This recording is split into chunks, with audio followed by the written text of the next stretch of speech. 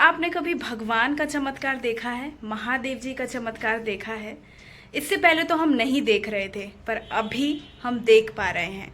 तो चलिए आज हम देखने वाले हैं कि भाई अगर हम किसी के जूता पहन लेते हैं, जैसे मंदिर के बाहर जूता चप्पल, घर के बाहर जूता चप्पल रखे रहता है, और हम अगर किसी का जूता चप्पल पहन लेते हैं तो उससे हमें क्या मतलब हमारी ज़िंदगी में उससे क्या बुरा असर पड़ता है। और इससे पहले मैंने एक ऐसा वीडियो डाला हुआ है जिसमें पंडित जी को ये पत्र आया था कि कैसे एक 7 महीने का बच्चा जो माँ के गर्भ में था वो 9वें महीने में एकदम स्वस्थ पैदा होता है, जबकि डॉक्टर ने ये कह दिया था कि 7वें महीने में ना तो इसका हाथ बना हुआ है ना तो पाँव बना हुआ है। और अगर वो वीडियो आपको देखना है तो आप प्लीज़ फेसबुक पेज को फॉलो कर लीजिए, चैनल को सब्सक्राइब कर लीजिए और वो वाला वीडियो आप ज़रूर देखें, क्योंकि है ना, जीवन में कष्ट जब आता है तो हमारे साथ कोई नहीं होता है सिवाय महादेव के। इतना तो आज हम जान चुके हैं।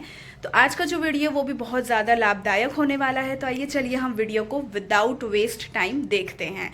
और अगर आपने श्री शिवाय नमस्तुभ्यम का उच्चारण नहीं किया है तो कर लीजिए और कमेंट में भी ज़रूर लिखिए श्री शिवाय नमस्तुभ्यम। अच्छा अन्न, अच्छा धन हमें अच्छी जगह तक ले जाता है।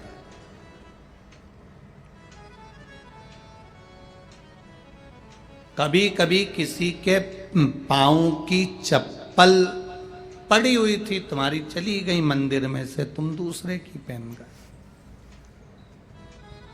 पहन तो गए, चप्पल पहन के थोड़ी दूर गए थे और मालूम पड़े एक्सीडेंट हो गया, खड्डे में गिर गए, पाँव टूट गया, पाँव में चोट लग गई, तकलीफ आ गई, कष्ट आ गया। दरवाजे पर चप्पल रखी थी, कोई कष्ट, कोई शरीर में तकलीफ आ गई, कोई पाँव में तकलीफ आ गई, कोई कष्ट आ गया, कोई तकलीफ आ गई। अब आप विचार कर रहे हो मैंने तो कभी किसी का बुरा करा ही नहीं, मैंने तो कभी किसी का बुरा करा ही नहीं, फिर तकलीफ क्यों आई? तकलीफ आने का कारण केवल इतना था कि दूसरे के पांव की पादुका जिस पर काल मंडरा रहा था वो तेरे पांव में आ गई और वो चली, उसका दुख तुझे भोगना, उसका कष्ट तुझे भोगना,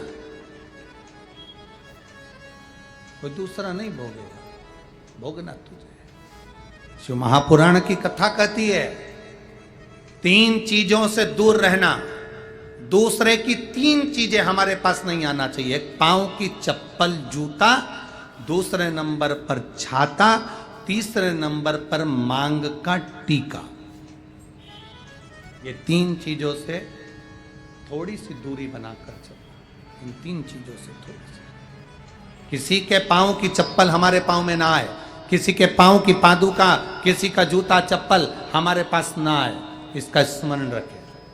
किसी का छाते की छांव में आप बैठे मना नहीं है, छत्र की छांव में बैठे मना नहीं है, किसी के छाते की छांव में चले मना नहीं है, पर किसी का छाता, किसी का छत्र अगर बारिश में गर्मी में तुम्हारे घर पर आ भी गया है तो बहुत दिन तक तुम्हारे घर में नहीं रहना चाहिए, वो छत्र तुम्हें वापस कर आना चाहिए। किसी का छत्र, किसी की पादुका और किसी का मांग का टीका अगर तुम्हारे मांग में आ गया है तो उसको कहीं ना कहीं आपको रखना चाहिए, उसको हमें धारण नहीं करना।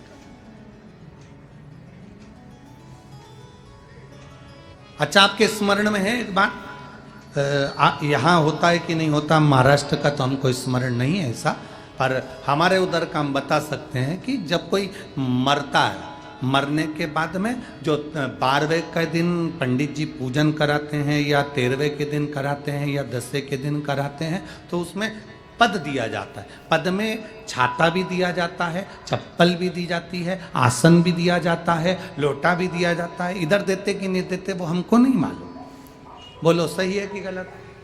उसमें चप्पल और छाता ये बहुत जरूरी होता है। क्यों? क्योंकि इसमें काल होता है व्यक्ति का, वो काल चला जाए।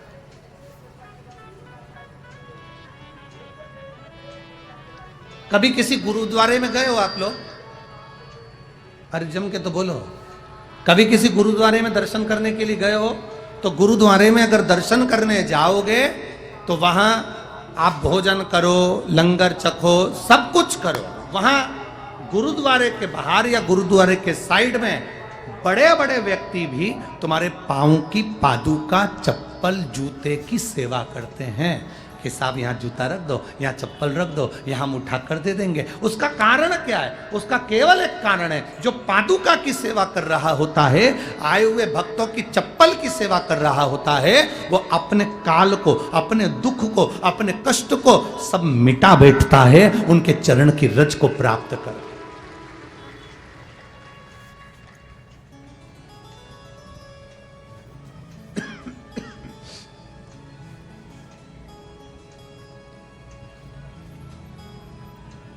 एक छाता, चप्पल, मांग का टीका, ये इसमें काल की समावेशता है, इसमें काल है।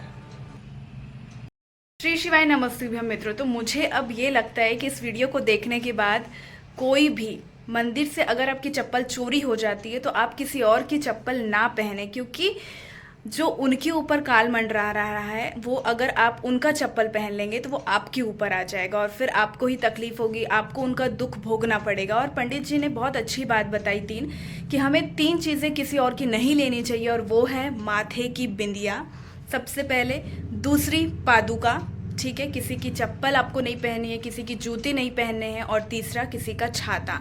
अगर आपके घर में कोई छाता भूल गया है तो उसे अपने घर में ज़्यादा देर ना रखें और उसे वापस करके आएँ, ठीक है। हाँ, छाता की जो छाँव रहती है, मतलब जैसे अगर हमें शेयरिंग में जाना है तो हम शेयर कर सकते हैं, पर अगर आप किसी और का छाता चुरा लेते हैं या फिर आपके घर में रह जाता है तो आप उसे तुरंत ही वापस करिए, ज़्यादा देर अपने घर में ना रखें। तो अगर आपको ये वीडियो अच्छी लग रही हो तो प्लीज़ चैनल को लाइक एंड सब्सक्राइब ज़रूर करें, और फेसबुक पे देख रहे हैं तो फॉलो ज़रूर करें।